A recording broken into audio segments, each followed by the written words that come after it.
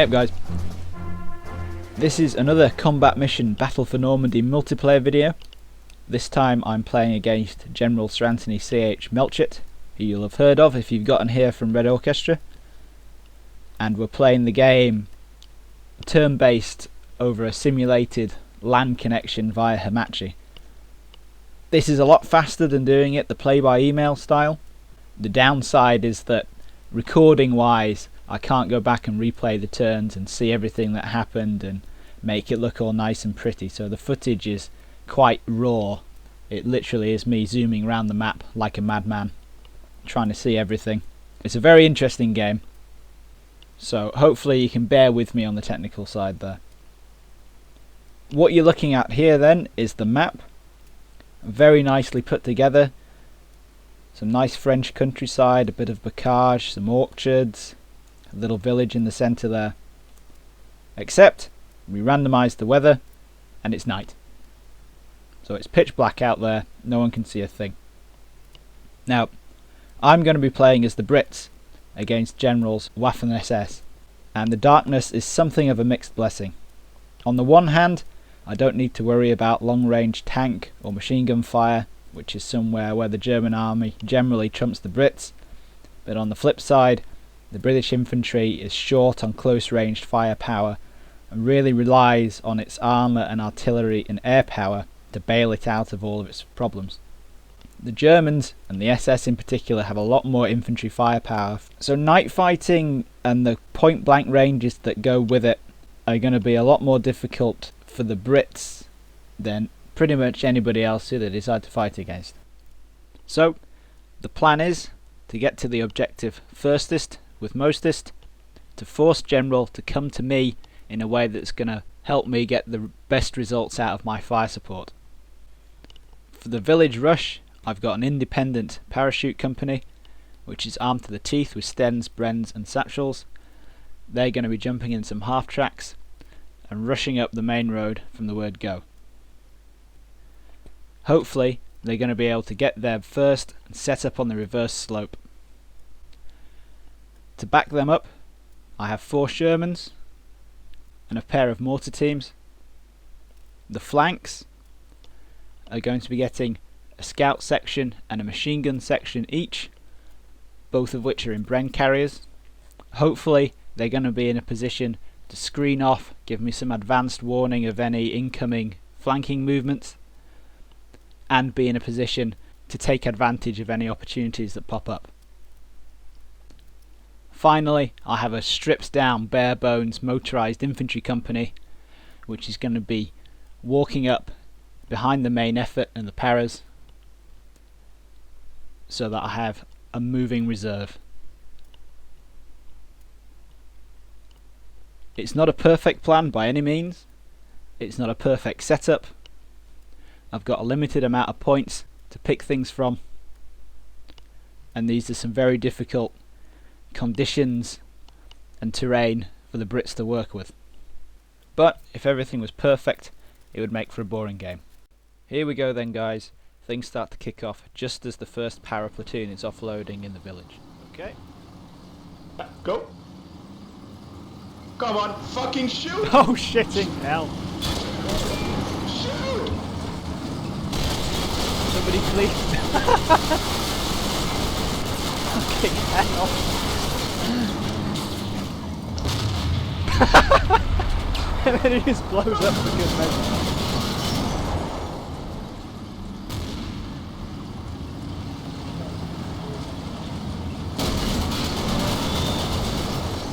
That would be a good one for Red Orchestra, if you could just mob the tanks like that. What's happening?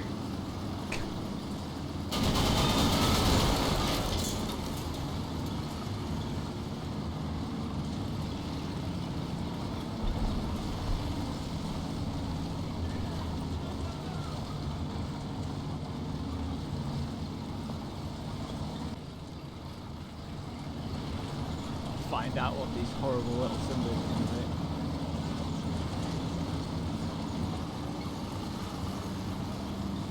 Yeah, you can shoot.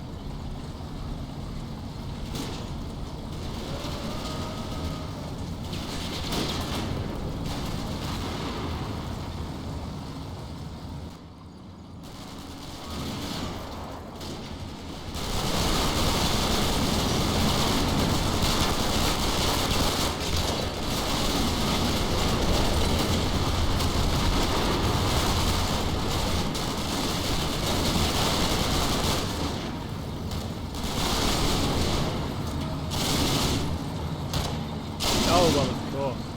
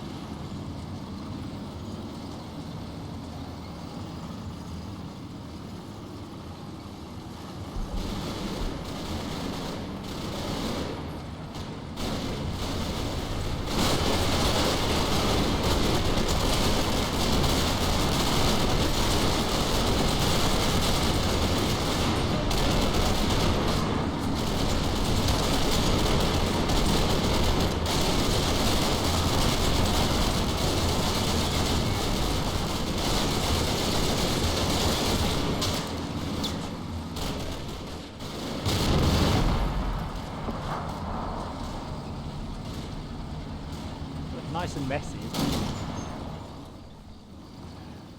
Ugh, God. On its own, Yeah.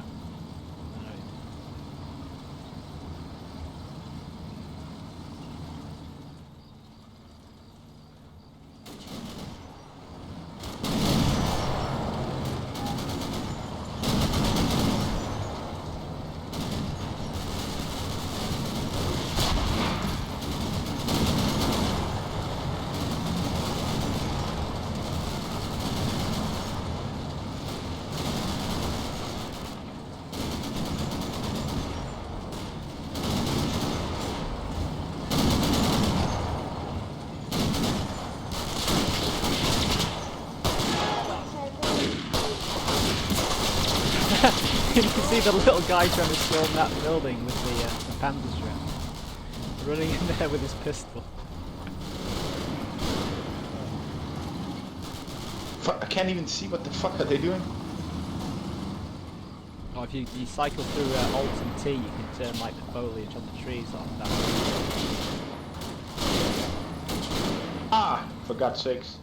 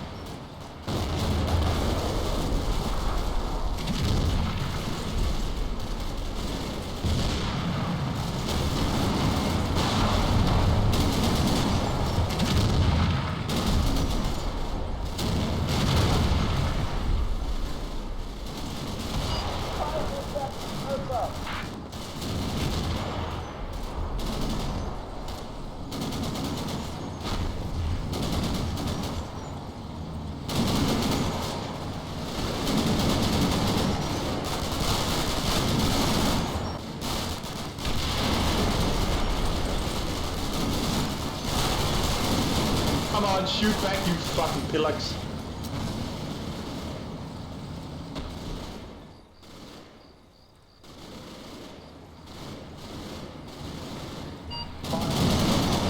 Okay, yeah, I think you can stop shooting now, you fucking dumb shit.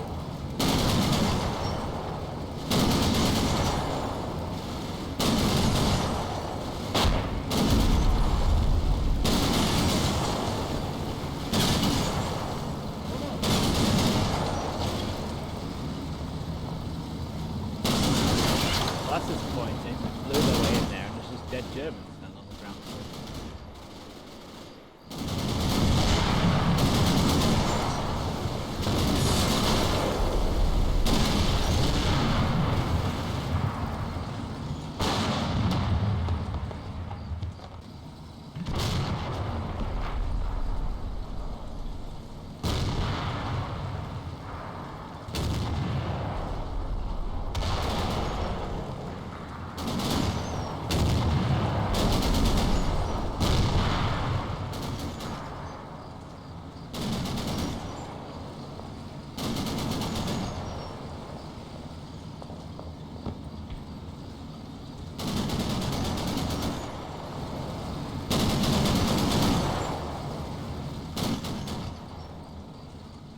Man, you guys are being quiet.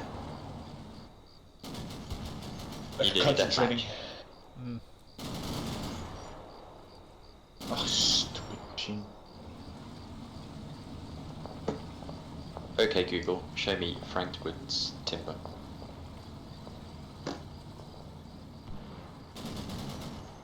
No fucking way. As it stands, 15 minutes in then, we've had a short, sharp fight at the beginning as both of us have rushed to the objective. It's been pretty brutal, heavy casualties all around, and now we're dug in on either side. On the left, my scouts and machine gun teams have run into some barrage that they can't get through, so they're screening that off and standing by for any minor counter-attacks and to open up on any of General's forces that push for the left flank. On the right, my scouts and machine gun teams have been pretty much wiped out by enemy infantry. In hindsight, this isn't exactly surprising. When you're driving around in what's effectively a noisy metal bathtub, you're unlikely to actually sneak up on anybody in the dark. So I've moved that reserve infantry company up to positions in the objective on the right, and I'm pretty much where I want to be here. Now General has to come to me, which should give my hapless Tommies the best advantage they can get. I've already been calling in some mortars, and the tanks are standing by as well. The downside, General has some serious armour with him. He's got a Tiger and at least 2 Panthers. There's 1 Panther and the Tiger on my left. The Tiger popped into the village to say hello and has withdrawn somewhere else. There's a Panther hanging around on the other side of the barrage. And my only real hope of dealing with them is to really mob them with the Shermans and simply try to overwhelm them, go for that weakest side and rear armour. On the right, General had another Panther. At some point, I've no idea what actually happened, it looked like it's gotten mobbed by my infantry. The crew bailed and got mown down. All in all, things are pretty stable, and I'm sitting there waiting for General to come to me. This is not fantastic, because obviously this gives him the ability to choose when and where he's going to attack and in what force, and I have to play catch up. Hopefully I'm going to be able to use the tanks as a kind of mobile counter-attacking force, and I've got the mortars to call on as well. It's really hotting up, guys. There's plenty more to come. Be sure to tune into the next part of Lights Out to see what happens.